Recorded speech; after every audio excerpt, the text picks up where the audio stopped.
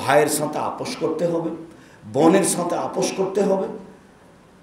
আপনার যারা মহিলা, দুই ভাইয়ের স্ত্রী পরস্পরে তারা যাও জল যেভাবে থাকুক না কেন তাদেরকে আপোষ করতে হবে।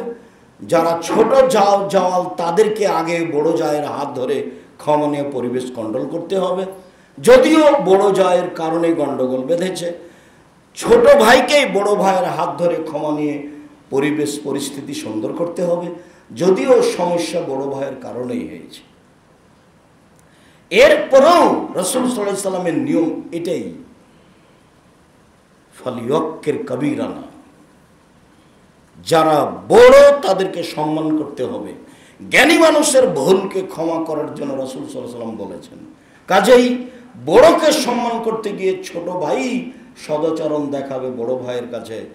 সমাজে যারা নিজে অন্যায় করেছে মরণ আসার পূর্বেই তার সাথে সেই সদাচরণ দেখিয়ে সেটাকে সমাধা করে নেবে, নইলে শ্বাস বন্ধ হয়ে গেলে এক অন্যায় আচরণ শুধরাতে যা জীবনে নেকি করেছে সব দিয়ে দিলে নাও হতে পারে, তবে সেটা নেকি দিয়েই শুধরাতে হবে, এটাও ফয়সালা দেওয়া আছে যা রাসূল সাল্লাল্লাহু আলাইহি ওয়াসাল্লাম বলেছেন। আবু হুরায়রা রাদিয়াল্লাহু তাআলা আনহু বলেন, রাসূল সাল্লাল্লাহু আলাইহি ওয়াসাল্লাম বলেছেন, আর রাহমু শুহনাতুন মিনার রহমান, সদাচরণ রহমান থেকে নির্গত হয়েছে। রহমান মানে দয়া, তো সদাচরণ মানে হলো দয়া, সদাচরণ মানে হঠকারিতা নয়।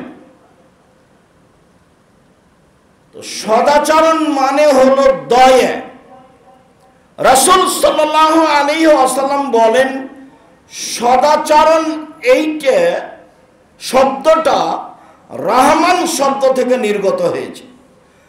তো ফায়াকুলুর রহমান, এখন রহমান বলছেন যে মান ওয়াসালাকে ওয়াসালতুহু, মান কাতাকে কাতাতুহু। সদাচরণ শোনো, তোমাকে যে নিবে আমি আল্লাহ তাকে নিব, তোমাকে যে ছেড়ে দিবে আমি আল্লাহ তাকে ছেড়ে দেব। তো সদাচরণ নেই যার, আল্লাহ নেই তার, ও কিভাবে খাই চলে? হিন্দু যেভাবে খাই চলে, ও কিভাবে বেঁচে থাকে? ইহুদি খ্রিস্টান যেভাবে বেঁচে থাকে।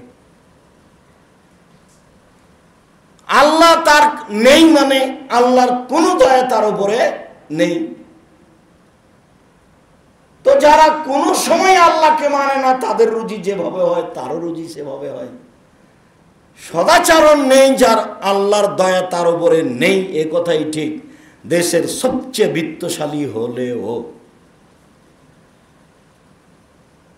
আয়েশা রাদিয়াল্লাহু তাআলা আনহা বলেন, রাসূল সাল্লাল্লাহু আলাইহি সাল্লাম বলেছেন, আর রাহমু মুআল্লাকাতুন বিল আরশ, সদাচরণ রহমানের আরশ ধরে ঝুলন্ত অবস্থায় বলে।